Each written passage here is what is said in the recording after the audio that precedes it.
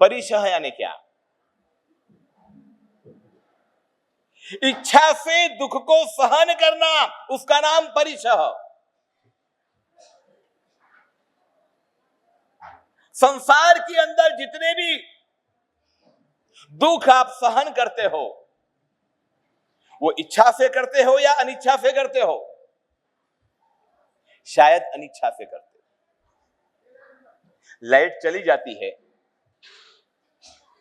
भयंकर गर्मी है, आपको मजबूरी में सहन करना पड़ता है। वो आपकी इच्छा नहीं है, वो आपकी मजबूरी है। लेकिन जैन शास्त्र ये बोल रहा है कि पुण्य कब मिलेगा? जब आप इच्छा से सहन करेंगे। भयंकर गर्मी है, मान लो, जैसा कि अभी आप महसूस कर रहे हैं। ऊपर पत्रे हैं, आप बिल्कुल सामायिक में बैठे हुए हैं, यहां सारे कूलर लगे हुए हैं, इधर भी कूलर लगे हुए हैं, सारी व्यवस्थाएं हैं, लेकिन उसके बावजूद भी आप प्रसन्नतापूर्वक सहन कर रहे हो कि नहीं, चाहे गर्मी हो तो चलेगा, लेकिन हम परिश्रम को सहन करेंगे। उत्तराध्ययन नाम के आगम में कहा है कि कल्याण का मार्ग वो है जो इच्छा से सहन करे। शादी न होती हो और ब्रह्मचारी का पछाड़ ले, वो इंपॉर्टेंट नहीं है। घर में खाने को है नहीं और इसलिए वो आयमिल की ओली उठावे, वो इंपॉर्टेंट नहीं है। इंपॉर्टेंट वो है कि हैसियत है, शक्ति है, क्षमता है, और उसके बावजूद भी वो त्याग करे, वो परिशः को सहन करे। जैन आगम शास्त्रों में 22 प्रकार के परिशः बताए हैं। याद रहेंगे आप लोगों को 22 परिशः? कोई बात नहीं, आप सुन तो लो। परि का मतलब होता है स्वेच्छा से, चारी ओर से, और शह का मतलब होता है सहन करे। अभी महाराष्ट्र में एक घटना घट गई। एक श्राविका बहन बड़ी साधक थी, बड़ी साधना में थी, ठंड के दिन थे, रोज आधी रात को उठ करके वो ध्यान करती थी, साधना करती थी, सामायिक में साधना करती थी। उसके परिजन उसके आसपास में थोड़ी सी अलाव लगा करके रख देते थे। अलाव मतलब समझते हो ना, आग, क्योंकि भीषण ठंडी थी, ठंड के दिन थे। योग संयोग की बात है, कोई छोटी सी हवा का झोंका आया, अलाव के अंदर से एक चिंगारी उन साधिका बहन के पास में आई। कपड़े हैं, कपड़े को आग जल्दी पकड़ लेती है, धीरे धीरे वो आग उनके पूरे कपड़ों के अंदर फैल गई। कहानी अब चालू होती है। पुण्यपाल जी वो साधना में है, कायोत्सर्ग में है, ध्यान में है, परिशः सहन कर रही है। आग उसके चारों ओर लग चुकी है। वो चाहती तो उठ सकती थी, वो चाहती तो भाग सकती थी, वो चाहती तो बच सकती थी। छोटी सी आग थी, कोई बड़ी आग नहीं थी। लेकिन उसने ये कहा कि नहीं, उसने ये कहा कि नहीं, मैं सहनता करूंगा। अभी थोड़े टाइम पुरानी बात है, लंबी चौड़ी पुरानी बात नहीं कर रहा हूं मैं आपको। आप ऐसी ही घटना मध्य प्रदेश के अंदर हुई। एक दिगंबर माता जी, आरिका माता जी, वो भी इसी प्रकार से ध्यान में थे और उनको भी इसी प्रकार से अग्नि ने घेर लिया, लेकिन वो अग्नि से अलग नहीं हुए, वो अग्नि से बिछड़े नहीं। उन्होंने वहीं पर समाधि लेकर के अपने प्राणों का त्याग कर दिया। न मुंह में से एक चीख निकली, न मुंह में से एक आवाज निकली, नहीं वो भागी, नहीं वो दौड़ी। अरे साहब, वो आपकी ही बिरादरी की थी, वो भी महिला थी, वो भी श्राविका थी, वो भी साधिका थी। परिशह को सहन करना है। आपके आत्मा में अनंती शक्ति है, आपके आत्मा में अनंत अनंत शक्ति रही हुई है, आप ढीले क्यों हो रहे हो? 2 उपवास करने से ढीले हो जाते हो, अष्टम तप की बारी आती है तो नाटक करते हो कि उपवास की बात करते हो। करेंगे या मरेंगे। महावीर का धर्म क्रांति का धर्म है, महावीर का धर्म शूरवीरों का धर्म है। एक अद्भुत घटना आती है, महावीर चरित्र में आएगी।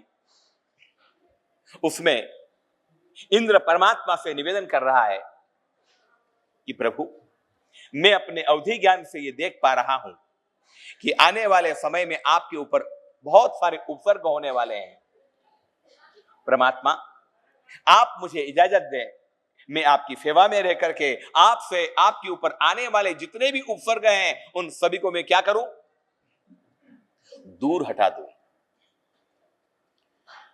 परमात्मा ने कहा, इंद्र, किसी की सहायता के साथ आज दिन तक कोई भी तीर्थंकर ने केवल ज्ञान को प्राप्त नहीं किया है। मैं अपने बलबूते पर तीर्थंकर हूं, अपने बलबूते के ऊपर अपनी शक्तियों से अपने परिश्रमों को सहन करके मैं कल्याण के मार्गों को चुनूंगा। आपको परिश्रम कभी सहन करना है या नहीं करना है? ये जितने भी श्रावक गण बैठे हुए हैं, आप लोगों को तो मैं श्रावक कैसे मानूं? आप नाराज मत होना पीछे वाले, पर ये आगे वाले जितने भी दिखाई दे रहे हैं, कपड़े वाले जितने भी दिखाई दे रहे हैं, उन सबको तो मैं श्रावक के रूप में उनकी अनुमोदना करता हूं। वस्त्र में बैठे हुए हैं, ये सारी माताएं वस्त्र में बैठी हुई है, सामायिक के वस्त्र में बैठी हुई है, और इनके लिए भी परिशह की बात आती है। परिशह को सहन करना है, और 22 परिशह में सबसे पहला अगर कोई परिशह है, उस परिशह का नाम है क्षुधा परिशह। भूख को सहन करना, भूख को सहन करना, उपवास करना, बेला करना, अट्ठई करना, अठम तप करना, सिद्धि तप करना, माफक शमन करना, भूख को सहन करना। आजकल का दुर्भाग्य ये हुआ है कि आपके बच्चों ने कभी भी ये सहन ही नहीं किया। भूख क्या होती है ये आपको पता भी नहीं, आपको ये मालूम ही नहीं कि भूख क्या होती है। भूख लगी नहीं कि खाया नहीं। दिन में कितनी बार टंकी भरते हो भाई? टंकी भरने की कोई लिमिट होती ही नहीं होती है। न टंकी भरने की कोई लिमिट होती है साहब, और न कोई टंकी खाली करने की कोई लिमिट होती है।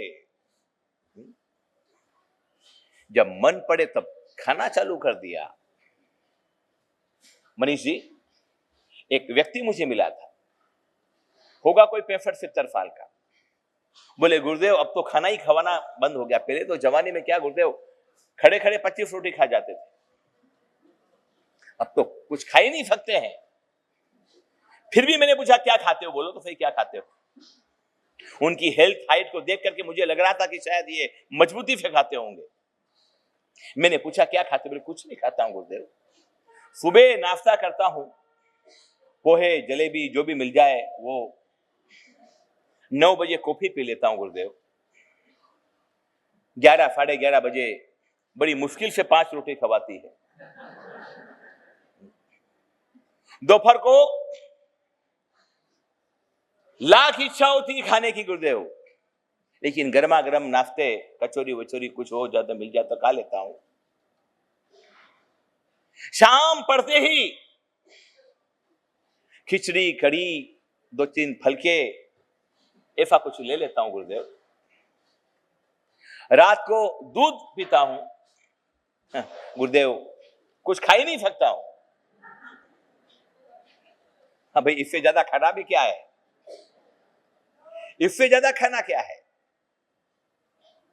लेकिन शास्त्र ये बोल रहा है कि क्षुधा परिशह सहन करो।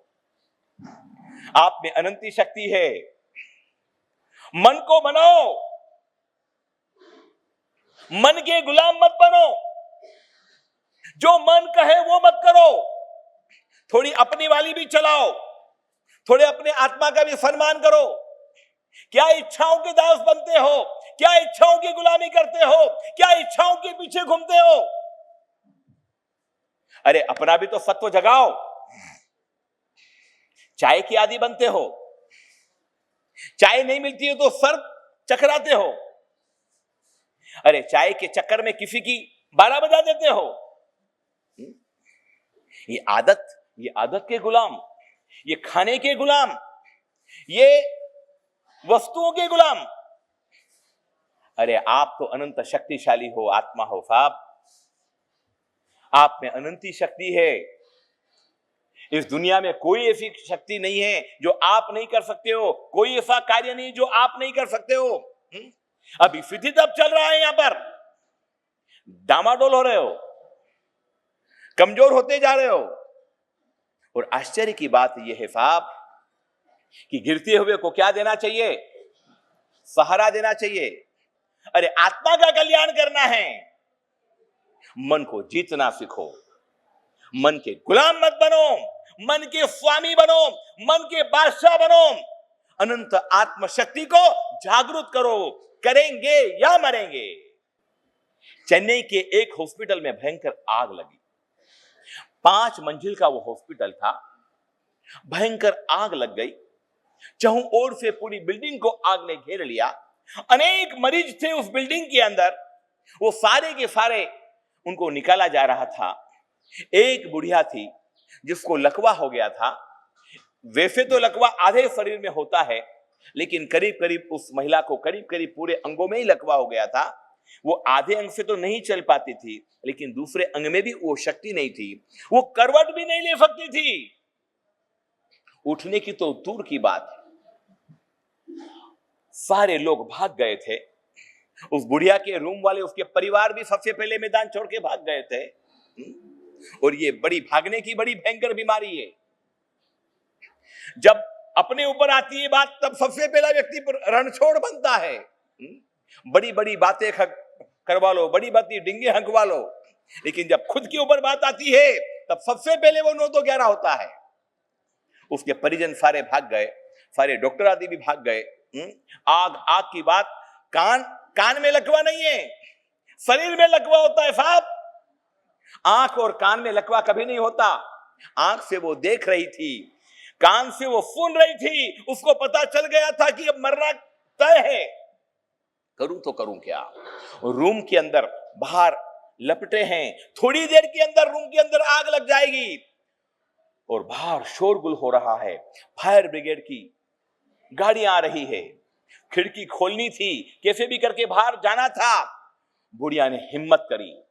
जिसके दोनों पैर खत्म हो चुके हैं, नहीं चल सकती है, लकवा मार चुका है, सीरियस में हालत है जिसकी, वो बुढ़िया खड़ी हुई। जैसे तैसे करके, पूरी हिम्मत करके। जब साफ मौत सामने दिखता है ना, तब अच्छे को होश आ जाता है। अच्छे के लकवे ठीक हो जाते हैं। वो बुढ़िया पूरी शक्ति के साथ लौटते हुए थोड़ी पलंग से खिड़की के पास गई। जैसे तैसे करके खिड़की खोली, देखा तो नीचे सब तैयार है। लोग बोल रहे हैं, माँ जी कूद जाओ, माता जी कूद जाओ। और आप यकीन करना, मैं सत्य बताना चाहता हूं, वो एक करवट भी नहीं बदलने वाली मां, वो जैसे तैसे करके चढ़ गई, खिड़की के ऊपर चढ़ गई। नीचे फायर ब्रिगेड वाले बिल्कुल तैयार थे, और जैसे तैसे करके वो कूदी, और लोगों ने झील भी लिया, और वो बच भी गई। अभी भी डॉक्टर पूरी कॉन्फ्रेंस कर रहे हैं। अभी भी एक मेडिकल के लिए समस्या है कि एक करवट भी जो नहीं बदल सकती थी महिला, वो कूद करके निकली कैसे। हाजी याद रख लो साहब, अगर आपके आत्मा में शक्ति है ना, तो इस दुनिया में इम्पॉसिबल कुछ नहीं है। एक बरसों के पहले हमारा विहार हो रहा था। सत्य घटना बता रहा हूं आपको। तारंगा के साइड में विहार हो रहा था। गुजरात में शेर आदि तो दहाड़ते हैं, पता है आपको। हमारे साथ में एक फाजी जी हमारे साथ थे, नाम तो मैं बोलूंगा नहीं, शायद वो तो इस दुनिया में बचे भी नहीं है, उनका कालधर्म भी हो गया है। एक फाजी जी भगवंत थे, 2 ठाणा थे। दोनों की तबीयत बराबर नहीं थी। एक को हार्ट की समस्या थी, दूसरे को दमा की समस्या थी। और बड़ी मुश्किल से 2-3 किलोमीटर 1 घंटे में धीरे धीरे चलते थे। शाम का टाइम था। विहार करीबन 10-12 किलोमीटर का था और थोड़ा वो लेट निकले थे, धीरे धीरे चल रहे थे।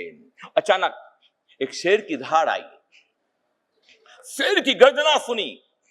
फाजी महाराज ने पूछा, महाराज साहब क्या है? मैं क्या, कुछ नहीं, चिंता मत करो, नहारे शेर है, शेर है। हाँ, कहाँ है? यही घूम रहा है।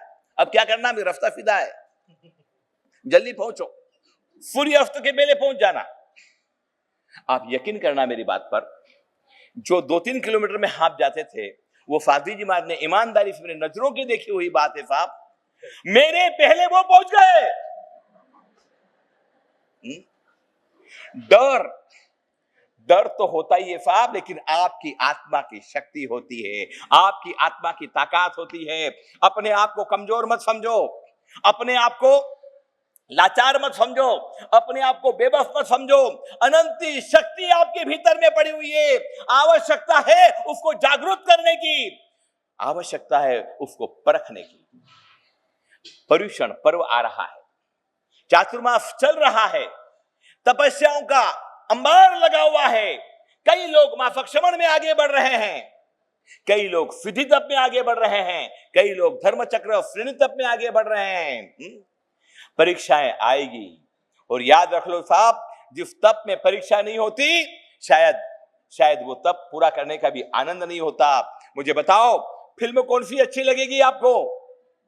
फिल्म कौन सी अच्छी लगेगी आपको? हाँ जी, एक लड़का था, एक लड़की थी, दोनों में प्रेम हो गया, शादी हो गई, फिल्म कहानी खत्म।